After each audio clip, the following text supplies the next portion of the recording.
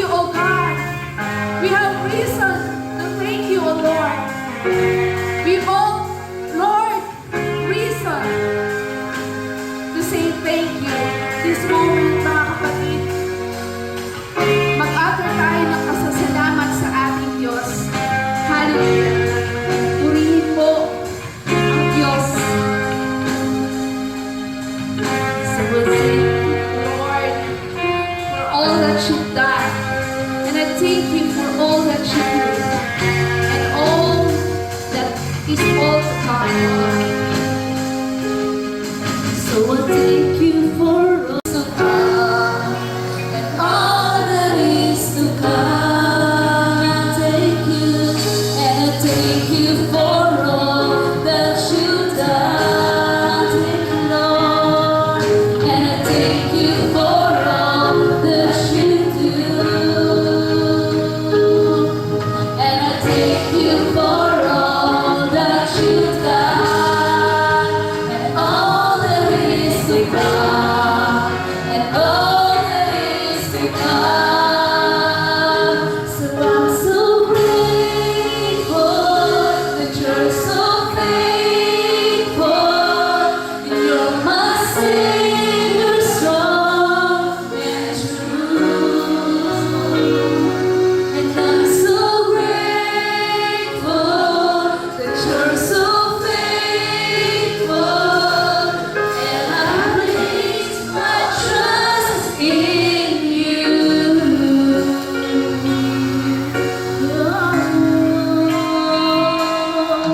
We thank you, Lord.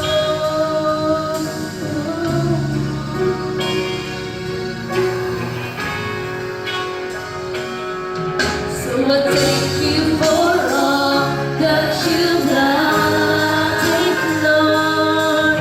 And I thank you for all that you do. And I thank you for all that you've done. And all that is to come. You deserve the glory. You are worthy of it all. You are worthy of it all. For from you are all things, and to you are all things. You deserve the glory.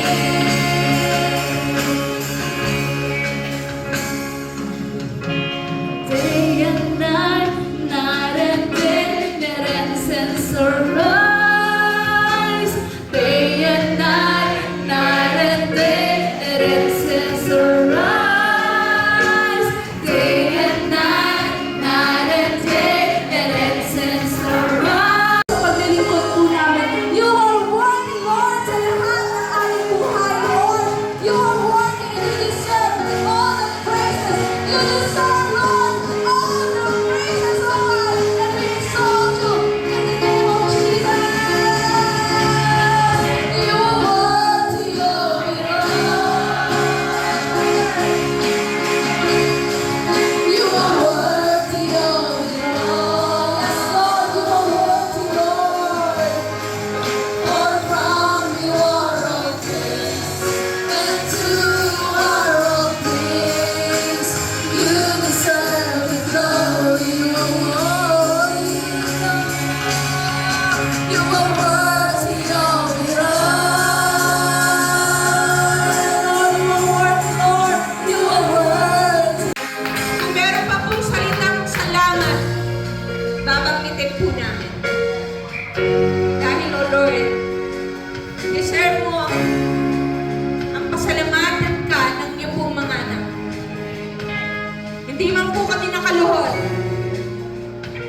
pero ang buhay po namin, ang puso namin, lumuluhod sa isang Diyos ng aming buhay. Walang iba ang aming Panginoong Jesucristo. Pagkalipas ng 3 araw ay muling nabuhay. Papuri at pasasalamat, O Lord, ay aming pong inaalay sa iyo. Sa pangalan po ng aming Panginoong Jesus. Amen! Amen!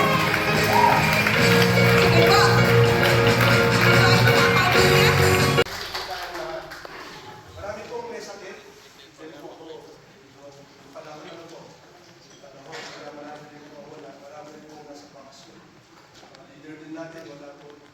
Ipaalam naman po sila. Tayo mga born again Christian Church, na kung saan, church po, ano po? Tayo po yun, po yung building.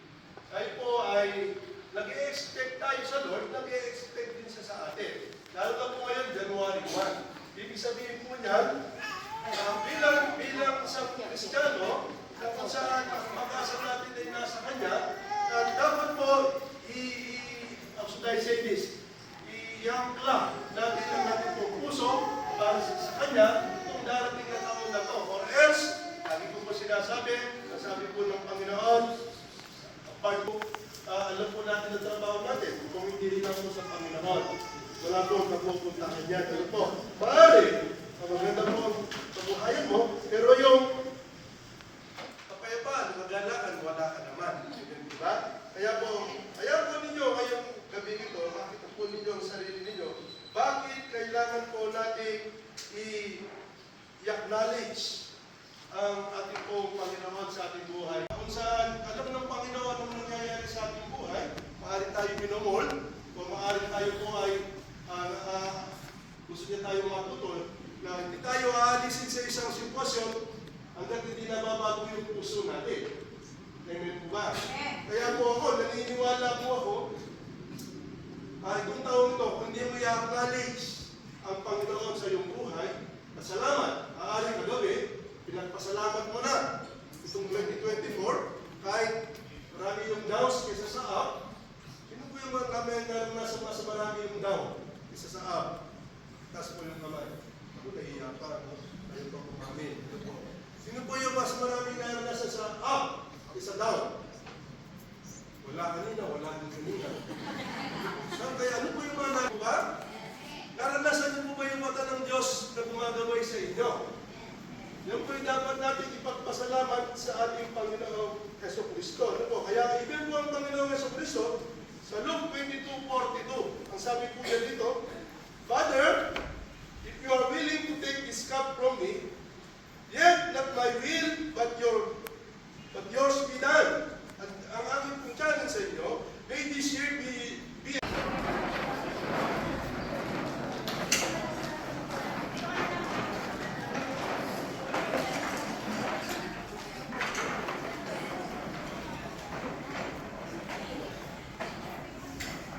Okay. Ayan po, i-distribute po yung ating po na kandila.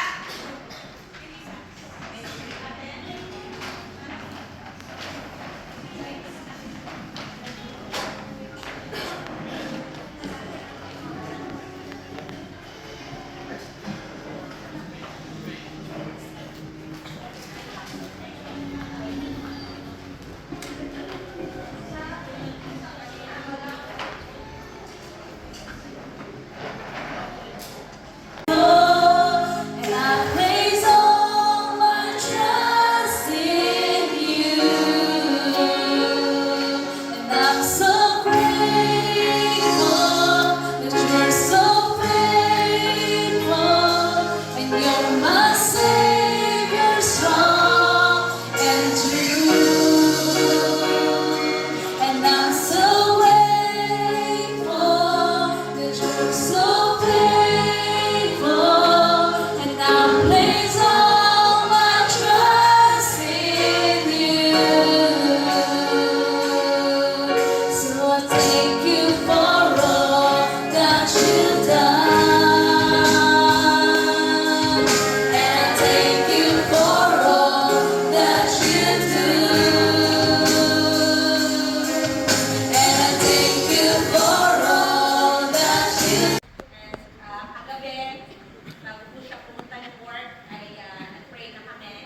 And then, pumunta na po kami dito. Yun, hindi na po namin ninintay yung 12 midnight. So, nag-pray na po kami. But, salamat sa Lord. Ito pong gabing ito, napaka-special po sa bawat isa sa akin. po kaming apat, isa-isa. Kung sabi ko po ay sa sarili ko, habang nag-pray ng mga anak ko, Lord, power mo po ako ng banal na Espiritu na makasunod pa po lahat ako sa iyo. Ang kalooban mo ang masunod. Kaya po yung ating message kanina ay nawa ang isa po sa ating ma-experience natin yung pangako ng Diyos sa pamamagitan ng pagsunod. Salamat po. 2024, ang taon ng buhay sa pagkakasakit ko, almost 1 month. Salamat ako sa Lord, I'm still alive. Nandito po ako sa Victory Prize Friday. At 2025, nagpapasalamat naman po ako. Good health at lobby ni Lord na ang mga wish ko sa Kanya magkaroon ng katutunan. Alam po natin na, Lord, sa pangako mo, kalagayan na humahawak doon na hindi mo kami papabayaan sa iwan. So lahat ng nangyari po ay magmula po sa lahat ng ang ano kasi ang struggle ng family yung nakarang taon ay parang sa hero. Nung na-share ko nga kay Pastora noon, alam naman niya yung habang kung meron nagpapasalamat ay makinig lang. Panginoon, dahil sa loob ng isang taon po na magpapalan sa buhay ko at kung ano man yung mga pag-aaral na pagsubok na pagtagumpayan ko dahil alam ko na may Panginoon tayo, hindi na tayo mababayaan once na tayo tumangin sa Kanya, hindi na tayo mababayaan, hindi na tayo iiwan. Lagi na tayo sasamahan. Kaya may tapos sa Kanya dahil last year, 2024 po sa kabutihan po ng Panginoon sa akin po sa alam ko unang lahat na hindi po ako naging active po sa church pero dito pa rin po tumayo sa inyong harapan para pagsigawan na kagandahan na ginawa sa akin ng Panginoon. Tapos yun po, isa sa kinagagalak na akin po sa inyong mga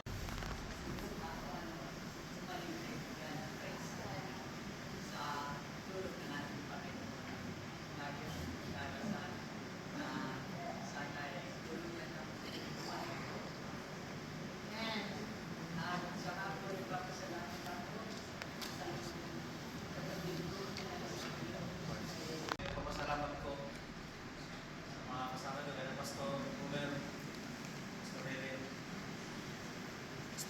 Maraming salamat. Sana po hanggang 2025 at sa maraming taon pa na darating, kasama pa rin tayong lahat.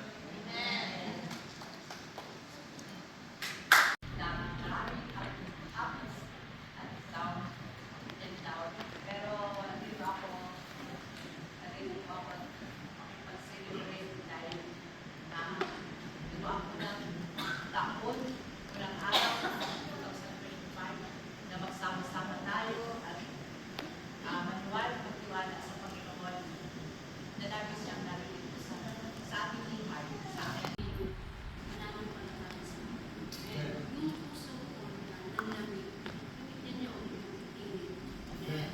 Kasi ako ay hindi naman katulad ng backsliding. Pero hindi yung backsliding na mag-ala o spiritual thing. Parang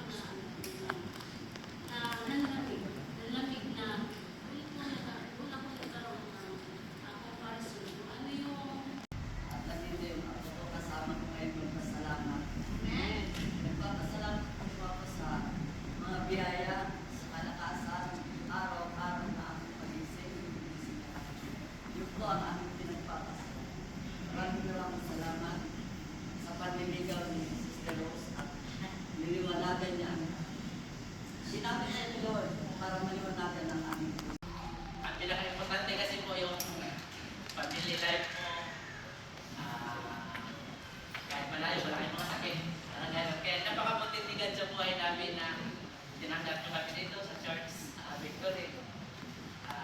Nasa music ministry po ako. Thank you, Arlene. Thank you, Pastor. Thank you sa lahat. Kapamilya na po kami dito. Pamilya Kapuso.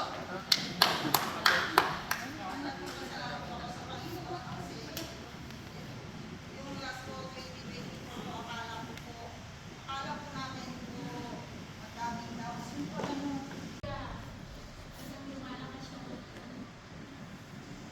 Yung kalusugan mo kaya yung spiritual mo. Kasi lahat ng kahinaan mo,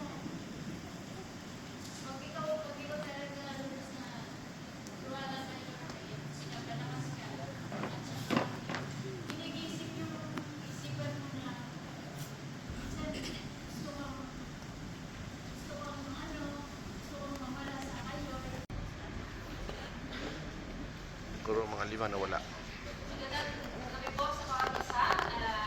Happy New Year po sa mga basa.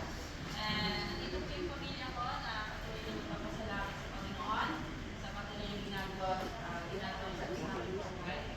And kung yung mga Panginoon sa pagkatin niya kanina nga po or before na magpalit ng taon na yan, nag-pray po kami, pamilya.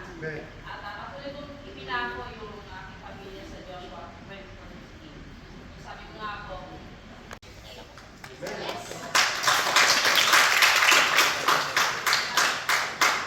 Lagi silang masayang kasama. Thank you po kay Kuya Jay sa pag-iisama namin.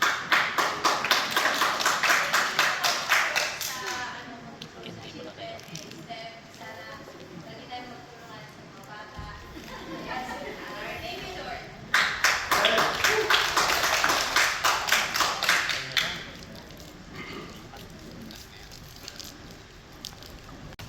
Papasalamat po ako sa buong taon po. Pag-iingat po dito sa amin. Papasalamat po ako sa kasi po ginagawa niyo po sa pag-aaral. Hindi niyo po kayo iwan kahit na meron po.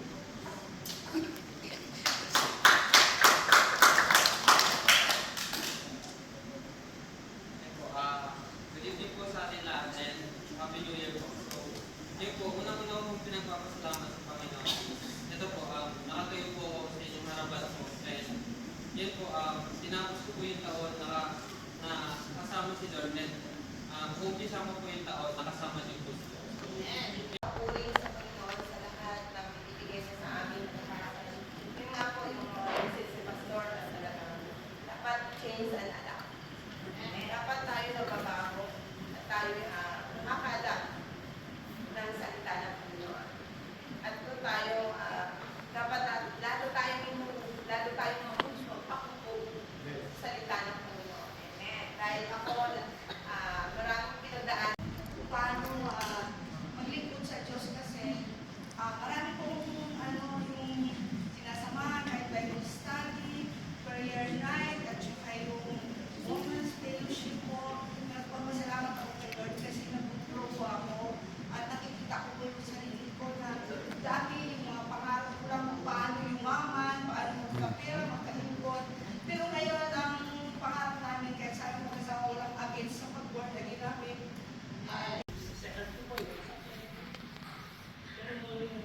Hindi ko pa lagi bisa pendatan. Piling ko mas okay. Pero po naman, patuloy po sila yung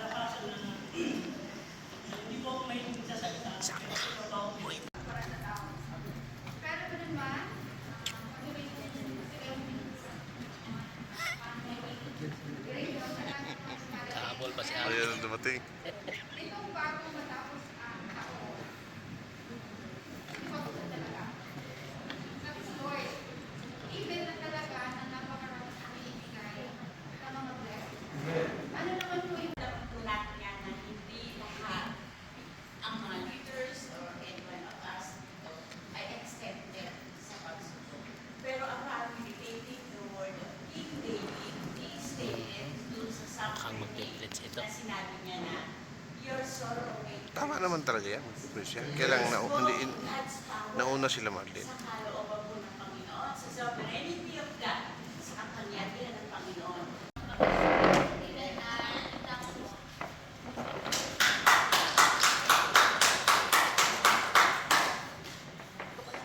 Magandang gabi po sa ating lahat at Happy New Year po sa ating lahat. Lubos po ako nagpapasalamat sa ating Panginoong Diyos. Simula pa po nung ang aking pong spiritual birth na May 2022. na nandito, hindi naman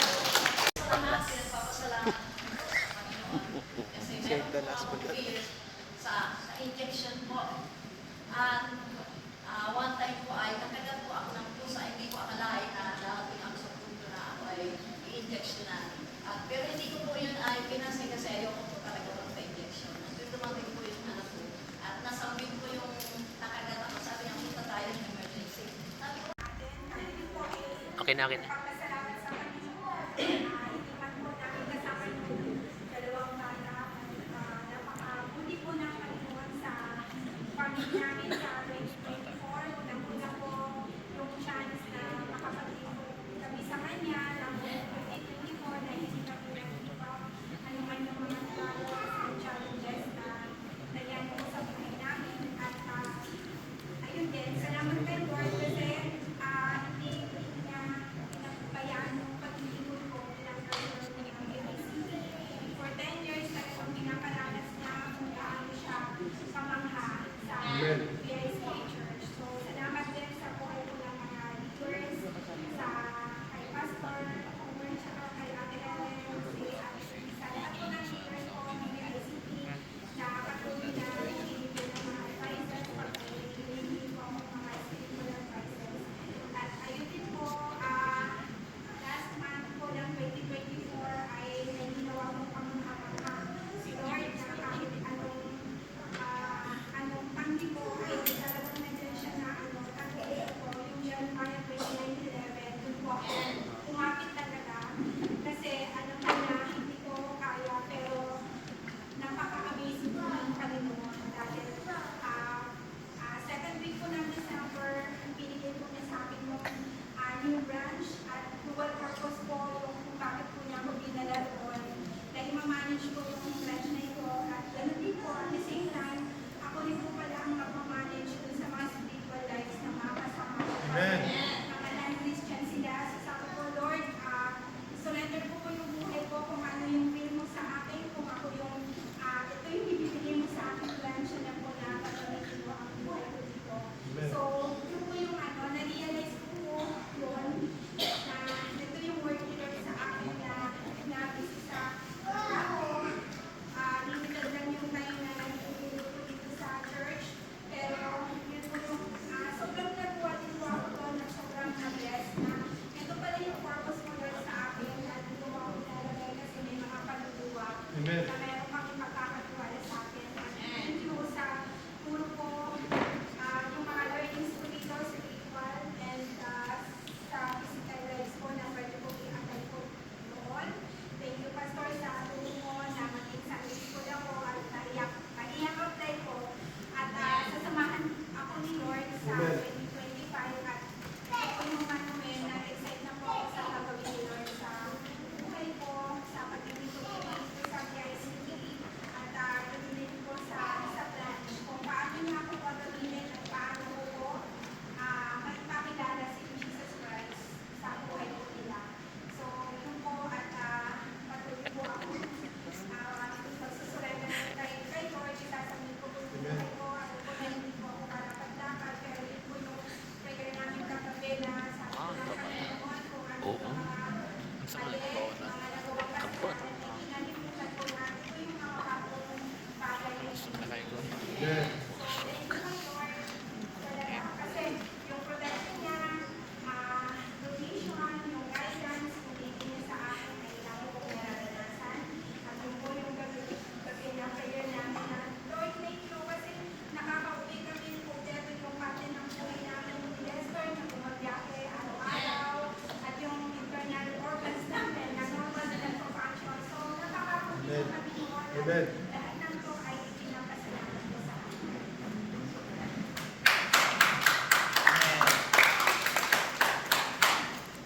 Po, salamat po kay Lord. Last year po, at sa ngayon, nandito pa rin kami sa church na nagkaling pa rin sa Pilipinas. Salamat po sa kapatiran na sumusunod sa amin.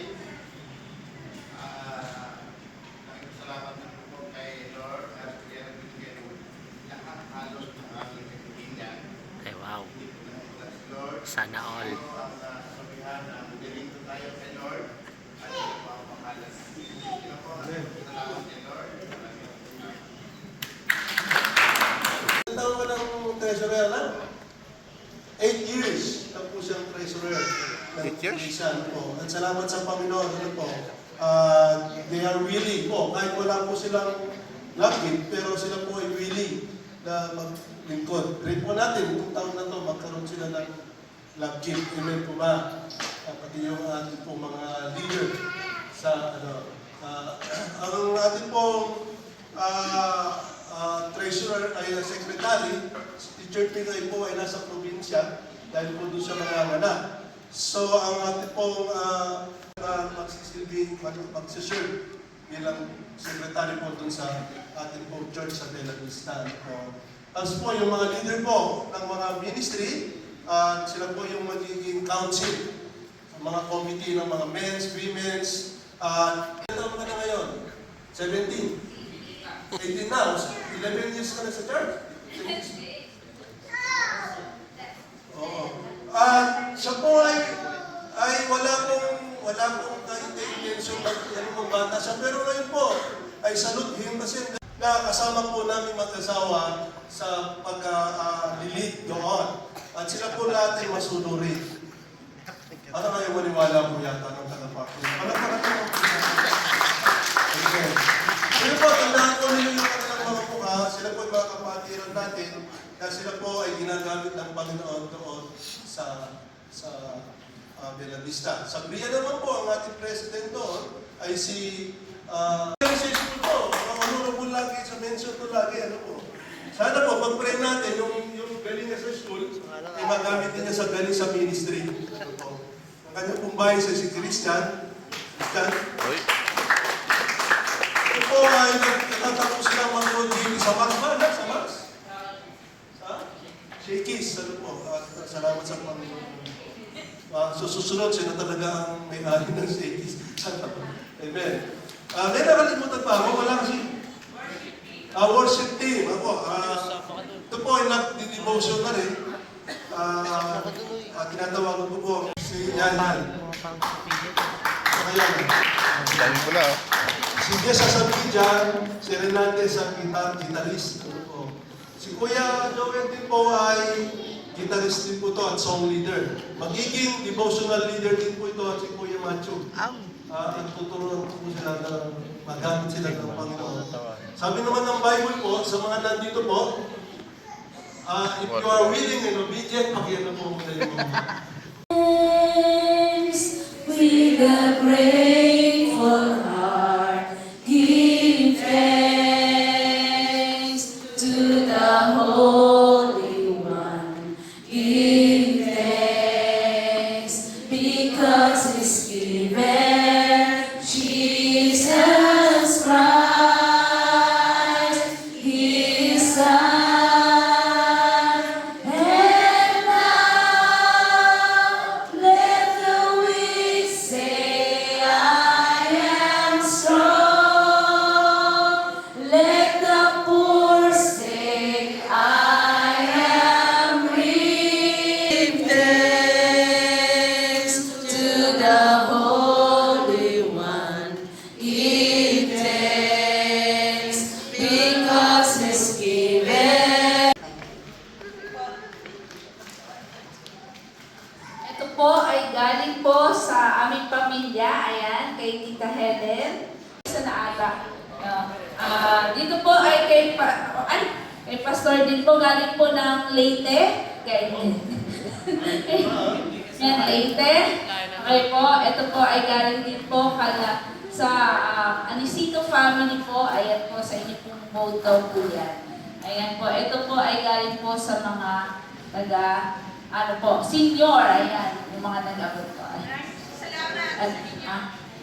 Okay, kay Ate Gang. Ito po, from Supitran family, ayan po, sa inyong po vote. At kay Ate Gang din po. Ayan, salamat daw po. Ayan po. Salamat po. Ito po. Sige po, pwede pa po kayo kay Nanay Remy, tsaka kay Nanay Vicky. Ayan, salamat daw po. Ayan po. Ayan, palamakan po natin si Lord sa mga biyaya po. Walang katumpas po ang inyong pong pagpapagal, pagdilikod po, pagtuturo po, pagpupuyan po, para po kami po ay i-feed ng salita ng Panginoon. Kaya po, ipapanalangin po natin po ang ating mahal na pastor po at saka po si Tita Helen po.